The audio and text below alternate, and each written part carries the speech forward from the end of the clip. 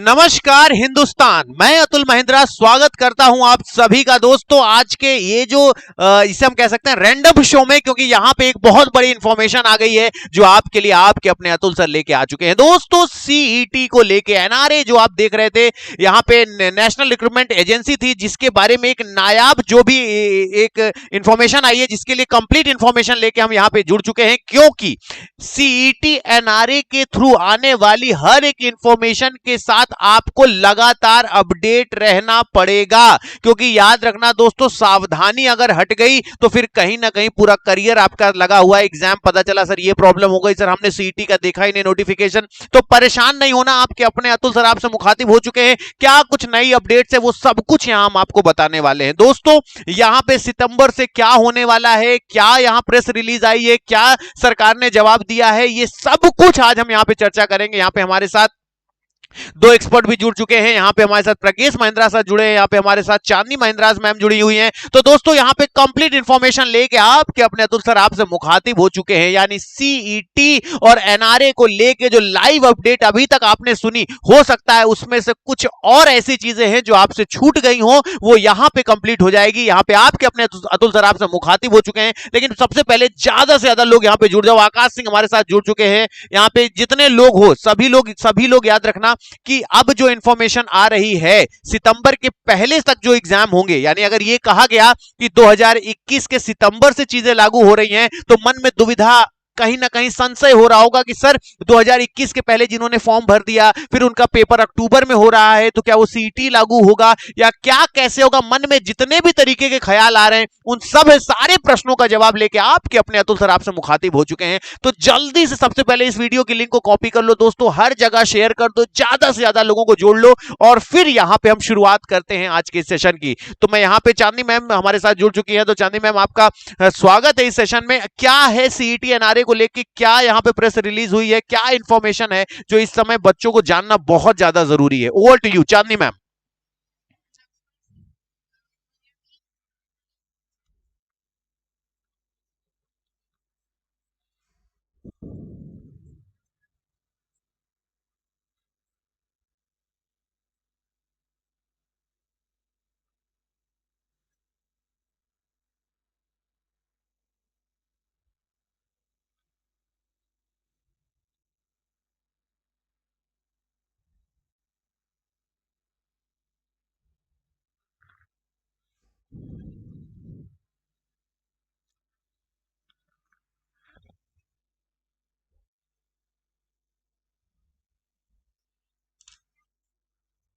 Under आएगा।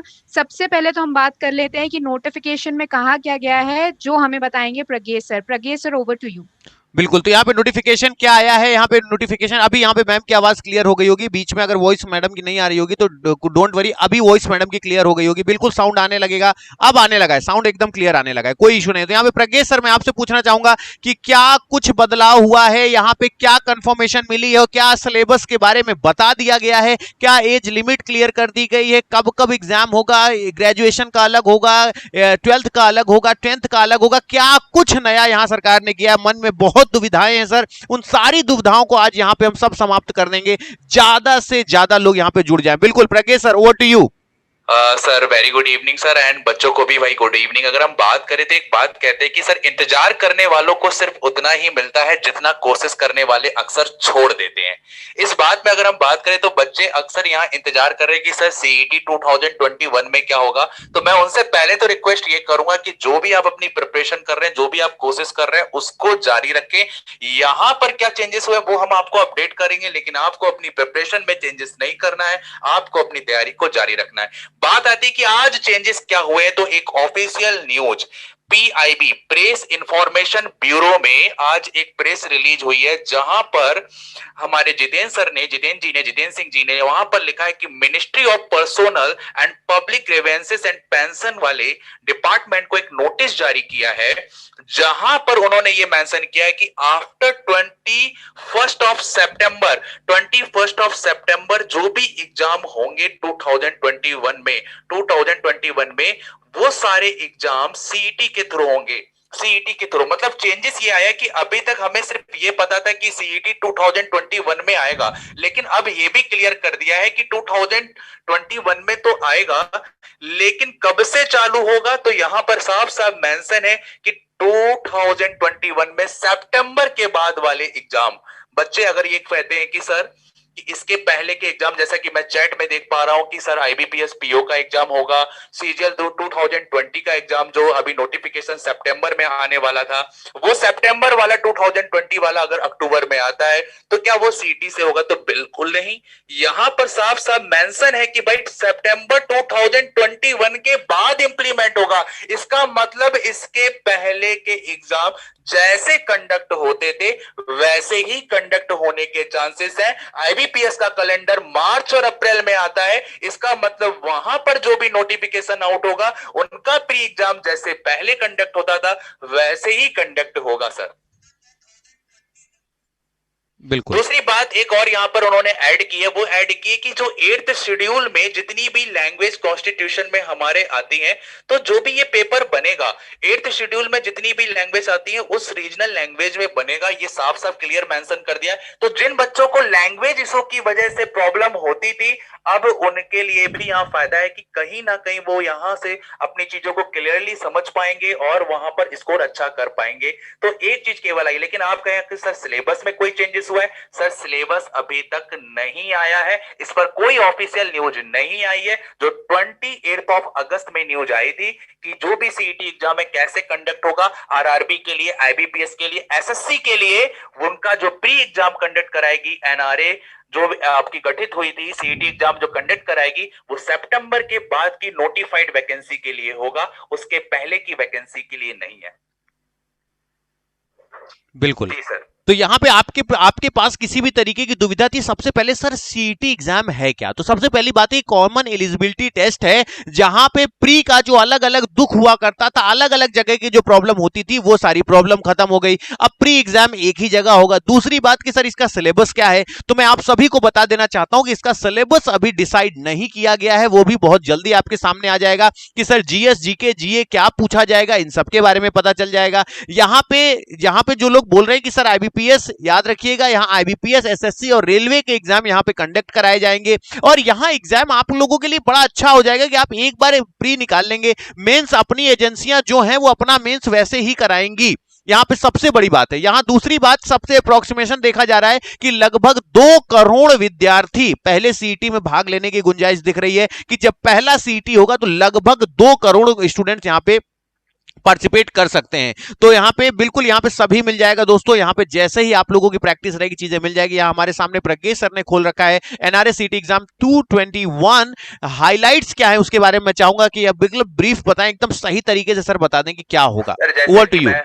जी sir, जैसा कि यहाँ पर साफ साफ मेंशन है कि सीईटी जो एग्जाम होगा, कॉमन एलिजिबिलिटी टेस्ट होगा जो, वो आपका मेनली बनाया गया है प्रीलिम्स एग्जाम्स के लिए। वो भी किन बॉडी के लिए? आईबीपीएस जो बॉडी कंडक्ट करती थी, एसएससी के जो अपने नॉन टेक्निकल एग्जाम्स होते थे और आरआरबी के जो नॉन टेक्निकल एग्जाम्स होते थे, चाहे वो एनटीपीसी की बात कर ले हम, उसके अलावा एसएससी, सीजीएल, सीएचएसएल की बात कर ले, एमटीएस की बात कर ले, आईबीपीएस की बात कर ले, जहां पर हम पीओ क्लर्क की बात कर ले, तो जितने भी इन बॉडी के अंतर्गत नॉन टेक्निकल एग्जाम्स होते थे, इनका प्री एग्जाम अभी भी वही चीज है कि इनका प्री एग्जाम सीईटी होगा जो आफ्टर 2021 सितंबर के बाद लागू होगा। जिसकी बात करें ये यहाँ पर अगर नेक्स्ट बात हम कर दे, जो सबसे इंपॉर्टेंट बात है वो ये है कि भैया यहाँ पर ये बच्चों के लिए बनाया गया है and single exam will save money as well as time. ये एग्जाम बनाने का मेन मुद्दा यही था कि एक बार एग्जाम हो, सारे के लिए एक एग्जाम हो, साल में 2 बार कंडक्ट होगा, जाहिर सी बात है, लेकिन बार बार आपको हर एक वैकेंसी के लिए अलग अलग नहीं जाना है, अलग अलग जगह आपको ट्रांसपोर्टेशन में पैसे नहीं खर्च करने, टाइम नहीं बर्बाद करना है। बार बार अलग अलग थोड़ा बहुत जो डिफरेंस होता है सिलेबस में, उसकी वजह से बच्चे क्या होते हैं, इधर उधर 2-3 नाव में पैर रखे रहते हैं और भ्रमित रहते हैं कि कभी एक महीने इसकी तैयारी करें, अगले मंथ उसकी तैयारी करे, अगले मंथ आईबीपीएस की करे, एसएससी की करे, क्या करे सर? अलग अलग थोड़ा सा तो कॉमन है, बचा हुआ डिफर है। तो ये बार बार नहीं करना पड़ेगा, क्योंकि प्री एग्जाम्स के लिए आपको केवल एक बार तैयारी करनी, एक सिलेबस पे तैयारी करनी। वो सिलेबस अभी आया नहीं है, बट आ जाएगा। नेक्स्ट बात हम कर लेते हैं कि भाई ये जो स्कोर कार्ड होगा, सर मैं अपनी एक बात बताऊं, बड़ा सिंपल सी बात है। आप जब प्री एग्जाम देते हो, वो टाइम का खेल होता है, टाइम मैनेजमेंट का खेल होता है। नॉलेज का सही से उस टाइम में यूटिलाइजेशन कर लो। हो सकता है आपको बहुत ज्यादा नॉलेज हो, लेकिन एग्जाम में कुछ टाइम की ऐसी लिमिटेशन हो कि आपने मैथ्स का पेपर पहले अटेम्प्ट कर लिया और उस बार आप कुछ क्वेश्चन पे फंसे रह गए और आपका प्री नहीं निकला। नॉलेज आपको बहुत था, लेकिन आपका प्री नहीं निकला। और एक बार और इस पे बात कर देते हैं कि यहां पर क्या फायदा है कि आप सपोज एक बार भी प्री निकाल लेते हो, तो अगली साल के मेंस के लिए आपका प्री में ज्यादा स्कोर करना या क्वालिफाई करना कंपलसरी नहीं है। लास्ट ईयर भी क्वालिफाइड थे, तो भी आप अगर उस क्राइटेरिया को क्रॉस करते हो जो उन्होंने रिक्वायरमेंट किया होगा, जो उन्होंने मेरिट कट ऑफ निकाली होगी, अगर लास्ट ईयर के प्रीलिम से भी आप क्वालिफाइड हो, लास्ट 6 मंथ वाले पहले वाले सीईटी से भी क्वालिफाइड हो, तो आप सीधा मेंस पर फोकस कर सकते हो। आपको इस बात के लिए परेशान नहीं होना है कि नेक्स्ट टाइम हम अगर प्री देंगे, अगर क्वालिफाई नहीं हुए तो फिर से पूरा 1 साल चला जाएगा, फिर से 2 साल चले जाएंगे। ये एक फायदा जरूर है कि 3 साल के लिए स्कोर कार्ड वैलिड है। अगर आप 6 महीने में 2 बार होगा, बार बार आप 6 महीने में 2 बार करके अपना स्कोर कार्ड इंप्रूव कर सकते हो। एक बार भी जो भी आपका बेस्ट होगा, जितने भी आप दोगे सीईटी के प्री, उसमें जो भी बेस्ट स्कोर होगा आपका, वही वैलिड माना जाएगा, वही काउंट किया जाएगा। अगली बार अगर आपका स्कोर खराब भी होता है प्री में, तो टेंशन की बात नहीं, क्योंकि पिछली बार वाला ही लिया जाएगा। ये बहुत बढ़िया फायदा है यहाँ पर। ये यहाँ पर जो सबसे अच्छा बेनिफिट है। दूसरी बात देखो यहाँ पर क्या है, every district will have at least 1 examination centre. होता है क्या है कि अगर हम बात करें, लोग चंडीगढ़ से फॉर्म भरते थे आरआरबी के, तो चंडीगढ़ जाना पड़ता है। जो जहां छत्तीसगढ़ से भरता है, छत्तीसगढ़ जाना पड़ता है। राजस्थान से भरता है, राजस्थान से जाना पड़ता है। एसएससी की भी बात करें, सेंट्रल से भरता है, नॉर्थ से भरता है, अलग अलग जगहों पे सेंटर पे जाना पड़ता है। तो यहाँ पर क्या कर दिया कि भाई हर डिस्ट्रिक्ट में एटलीस्ट 1 एग्जाम सेंटर होगा। मतलब बच्चों को अब इधर परेशान नहीं होना है कि रास्ते में जा रहे हैं, ट्रेन नहीं मिल रही, ट्रेन छूट जा रही, रिजर्वेशन नहीं हो रहा, भीड़ इतनी है, परेशान है, सेंटर तक पसीने में बिल्कुल पहुंचे हैं, दिमाग काम नहीं कर रहा है, आधा बच्चा तो ऐसे खराब हो जाता है पेपर। तो ये सारे फायदे जो मानसिक रूप से, साइकोलॉजिकल रूप से हमें मिलते हैं, वो यहाँ बेनिफिट है कि हमें सिर्फ एग्जाम पर फोकस करना है। ट्रांसपोर्टेशन का ज्यादा दिक्कत नहीं है, हम आराम से अपने डिस्ट्रिक्ट में ही एग्जाम दे पाएंगे। ये बेनिफिट है यहाँ पर। उसके बाद अगर हम बात कर ले, यहाँ पर जो साफ साफ मेंशन किया गया था कि 3 लेवल पर एग्जाम्स होंगे, आज भी वही बात हो रही है कि 3 लेवल पे ही होंगे। ग्रेजुएट लेवल अलग होगा, हायर सेकेंडरी 12th का अलग होगा, और सेकेंडरी लेवल स्टूडेंट 10th के लिए अलग 3 लेवल पर प्री एग्जाम कंडक्ट होगा। लेकिन ये सिर्फ प्री के लिए है, मेंस के लिए एज इट इज। अगर सीजीएल में आपके 2 राउंड होते हैं, अगर आपके सीजीएल में 200 नंबर का मैथ, 200 का इंग्लिश होता है, तो वो वैसे ही एसएससी की बॉडी कंडक्ट कराएगी जैसे पहले हो रहा था। अगर हम आईबीपीएस की बात करें, तो वहां पर जैसे जीए, रीजनिंग, मैथ्स, क्वांट्स और कंप्यूटर के जो एग्जाम जैसे पहले आते, तो वो वैसे ही कंडक्ट होंगे, उसमें कोई चेंजेस नहीं होगा। अगर किसी का सेकेंड राउंड नहीं होता है, लाइक अगर हम बात कर लें सीएचएसएल में प्री के बाद सीधा ऐसे राइटिंग होती थी, तो वहां पर आज भी वही होगा कि प्री अगर सीईटी से स्कोर है, तो सेकेंड राउंड एसएससी आपका ऐसे राइटिंग का खुद कंडक्ट कराएगा, वो बॉडी खुद कंडक्ट कराएगी। वहां पर कोई भी चेंजेस नहीं हुए हैं। और एज पर पीआईबी, मतलब लिखा है press information bureau, successful candidate जो भी करेंगे क्वालिफाइड, वो गवर्नमेंट एग्जाम्स के लिए होंगे। लेकिन एक न्यूज हमें यह भी सुनने में आ रही थी कि सीईटी से हम लोग प्राइवेट सेक्टर की तरफ भी रिक्रूट हो सकते हैं। तो ये एक बेनिफिट और है हमारे लिए। बिल्कुल बिल्कुल सर। यहाँ पे प्रज्ञेश सर एक बात पूछना चाहूंगी, स्टूडेंट्स का कंटिन्यूअसली जो है ये क्वेश्चन आ रहा है कि क्या IBPS PO, IBPS RRB, SBI PO, ये सब भी सीईटी के अंतर्गत ही आएंगे? क्या रहेगा सर, जरा सा ब्रीफ कर दीजिए जल्दी से कैंडिडेट्स को सर। मैम अगर मैं बात करूंगा, तो जो भी 2021 सितंबर के बाद के नोटिफाइड एग्जाम्स होंगे, लाइक अगर हम बात करें आईबीपीएस का जो हमारा कैलेंडर आता है, वो मार्च अप्रैल में आ जाता है। सारे एग्जाम्स लगभग वहीं पर हमारा कैलेंडर आ जाता है, उनकी नोटिफिकेशन आ जाती है।